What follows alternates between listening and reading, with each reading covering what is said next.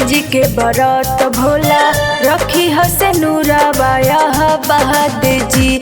हम पहिले करी तीज के बरत भोला रखी हसे नूराबाया बहाद जी। पूजिले है शिव जी चरण पखारी इहे मांगी आशीर्वाद जी। हम पहिले करी तीज के बरत भोला रखी हसे नूराबाया बहाद जी। हम पहिले करी तीज के बरत भोला रखी हसे नूराबाया बहाद जी।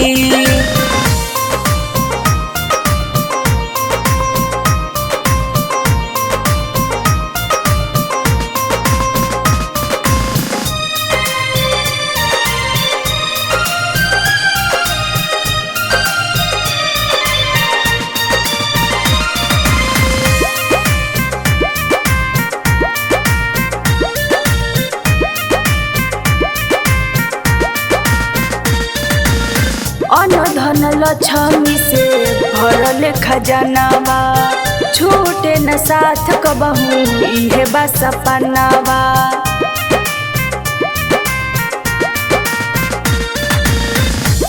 धन लक्ष्मी से भरल खजानावा छूटे न साथ कबहू इहे बा सपनावा। सुबह समय आरती उतारी शिवजी इतने करीले गोहार जी। हम पहिले करी तीज के बरत भोला रखी हसे नूराबाया बाद जी। हम पहिले करी तीज के बरत भोला रखी हसे नूराबाया बाद जी।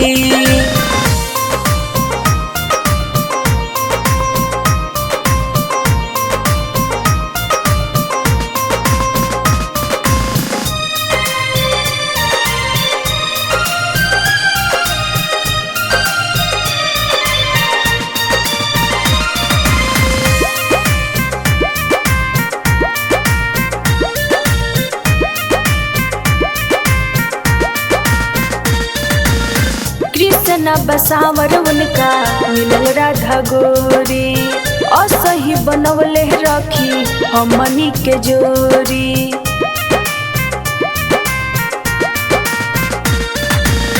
कृष्ण बसावर उनका मिलल राधा गोरी असही बनवले रखी हमनी के जोरी। विष्णु मनीष कहे अनु सिंह यारे आके कहीं दी बरे दहन जी।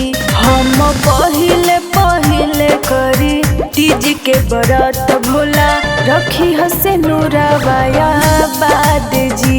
हम पहिले करी तीज के बरत भोला रखी हसे नूराबाया बाद जी।